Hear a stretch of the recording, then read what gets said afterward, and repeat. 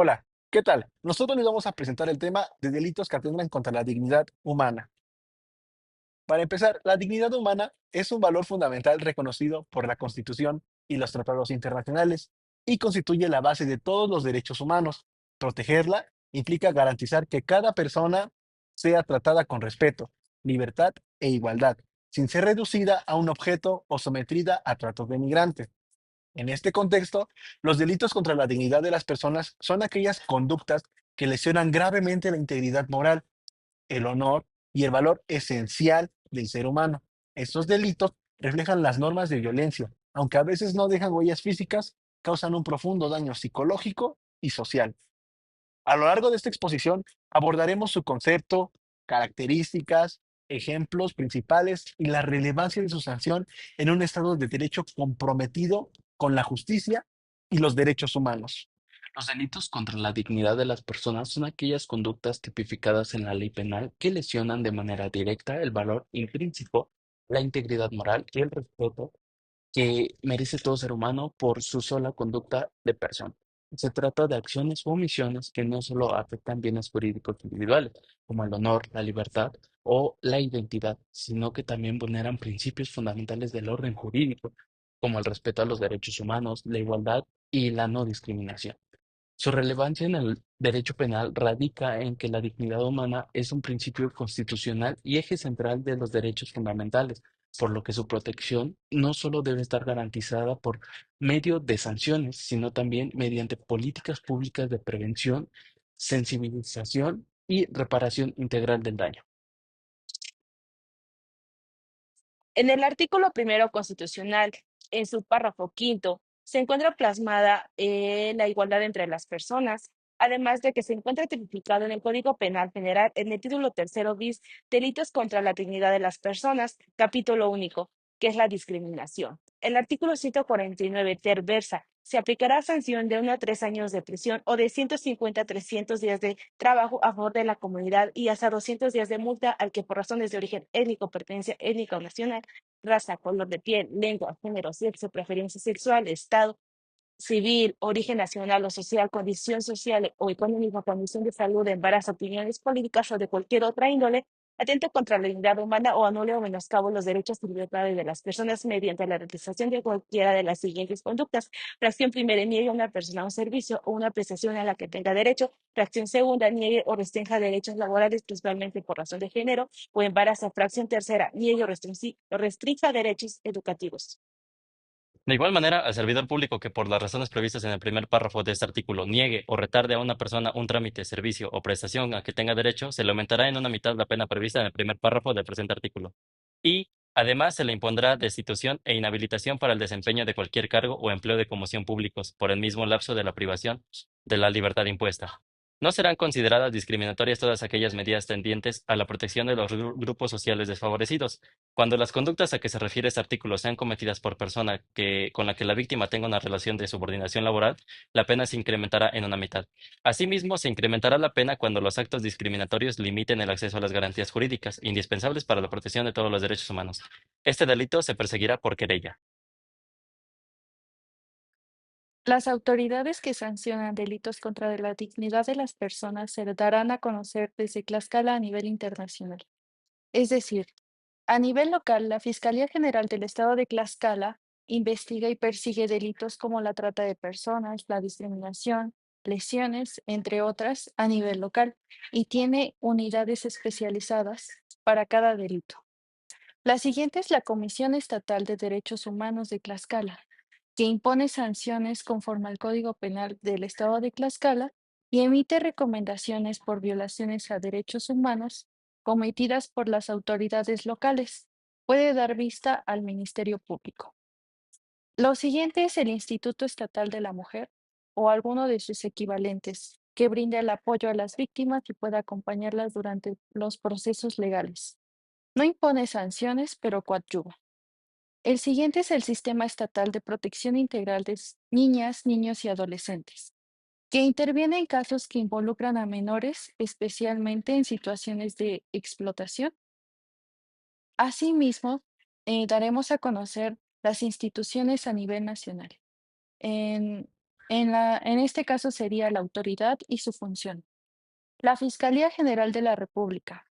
Ella compete con delitos federales que trata de personas entre entidades de crimen organizado, corrupción de menores, entre otros.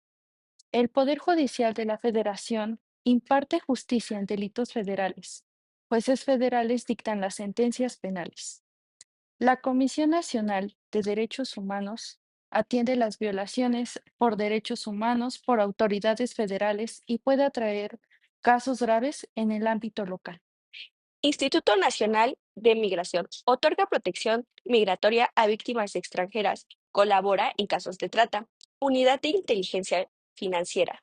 Investiga recursos ilícitos relacionados con delitos como trata de personas. Comisión Ejecutiva de Atención a Víctimas. Brinda apoyo, asesoría jurídica, atención médica y reparación integral a víctimas. Nivel internacional. Comisión Interamericana de Derechos Humanos puede recibir peticiones individuales por violaciones graves a los derechos humanos cuando se han agotado recursos.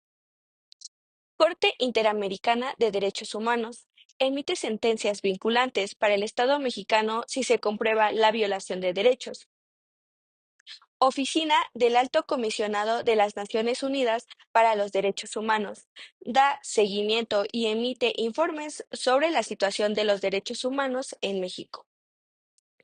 Organización Internacional para las Migraciones. Apoya programas de protección y retorno de víctimas de trata a nivel internacional. Oficina de Naciones Unidas contra la Droga y el Delito. Promueve buenas prácticas, normas y cooperación internacional contra la trata de personas y otros delitos graves. Vamos a hablar un poco del proceso. El proceso en delitos contra la dignidad de las personas inicia con la presentación de la denuncia, ya sea por escrito o mediante comparecencia ante una fiscalía, en este caso la Fiscalía General de Justicia del Estado de Tlaxcala. Una vez presentada la denuncia, el agente del Ministerio Público abrirá una carpeta de investigación en la que se integrarán todos los antecedentes de investigación con la finalidad de obtener la información suficiente para que ayude a la acreditación del hecho penalmente relevante. Asimismo, una vez contando con los datos suficientes dentro de la carpeta de investigación, el Ministerio Público judicializará la carpeta. Esto quiere decir que pasará de una sede ministerial a una sede judicial, por lo que el juez de control, a solicitud del Ministerio Público, podrá ordenar un citatorio al imputado para que éste asista a una audiencia inicial, en la cual se le informarán sus derechos que le asisten. Eh, durante esta audiencia se formulará la imputación. Esto quiere decir que se le hará saber a la persona de su conocimiento los hechos que se le atribuyen, la clasificación jurídica, la fecha y el lugar de su comisión, así mismo como el nombre de su acusador. Durante esta etapa se solicitará la vinculación a proceso. Si es vinculado a proceso, su situación jurídica del imputado será resuelta en esa misma audiencia en 72 horas o en su ampliación constitucional, que son 144 horas. Ahora bien, si el sujeto decide que se resuelva su situación jurídica en esta misma audiencia y se vincula a proceso, pasaremos a la siguiente fase, que es el plazo de cierre de la investigación complementaria. En este asunto aplicable no podrá tardarse más de 2 meses debido a que su pena máxima no excede de los 5 años. Una vez realizado esto, se discutirá la imposición de las medidas cautelares. Una vez impuestas las medidas cautelares, se celebrará la audiencia intermedia. Esta tiene como finalidad la depuración de hechos y pruebas, con el propósito de que la información que llegue a juicio en verdad ayude a comprender y resolver el asunto. Ahora bien, en la etapa de juicio, esta comenzará con el auto de apertura a juicio oral. Primeramente, se expondrán alegatos de apertura y concluirá con los alegatos de clausura. Posterior a ello, el juez emitirá su fallo respectivo del asunto y, por último, realizará la lectura y exposición de la sentencia. Ahora, además, en este asunto aplicable también existe una solución alterna, es decir, la posibilidad de que no llegue a juicio. Esta solución alterna es la suspensión condicional del proceso. Esto derivado de que la pena no excede de los 5 años y esto dependerá si existe oposición fundada de la víctima u ofendido. Bueno, yo les explicaré algunos ejemplos de nuestro tema de acuerdo al artículo 149 ter en el Código Penal Federal del Estado Mexicano, el cual contiene 3 fracciones. Me gustaría hablar 2 ejemplos sobre la primera fracción. Estos 2 ejemplos lastimosamente se han dado en nuestra sociedad a través del tiempo. Un ejemplo común es que una madre, por ejemplo, y su hijo de origen indígena acuden a un restaurante a solicitar una comida. Ellos van bien vestidos y obtienen el dinero para pagar dicha comida. Sin embargo, el gerente del establecimiento los retira del lugar argumentando que ellos no pertenecen a este tipo de sitios, es decir, que los discrimina por su origen étnico. Otro ejemplo que me gustaría igual recalcar es cuando una persona que tiene VIH, una condición de salud, una enfermedad, acude con su membresía a realizar ejercicio a un gimnasio. Sin embargo, el gerente de este mismo gimnasio le dice que cancele su membresía al enterarse que tiene VIH. ¿Por qué? Porque argumenta que debe cuidarse más y no contagiar a los que acuden a este gimnasio, lo cual igual es un tipo de discriminación. Respecto a la segunda fracción del artículo ya mencionado, me gustaría mencionar un ejemplo que lastimosamente se da en nuestra sociedad. Una mujer embarazada decide comentarle a su patrón que tiene 3 meses de embarazo. De manera despectiva le comenta que las mujeres embarazadas no deberían estar trabajando ahí porque dan mala imagen y además faltan mucho. Respecto a la tercera fracción del mismo artículo, me gustaría comentar un ejemplo que se suele dar igual lastimosamente en nuestra sociedad.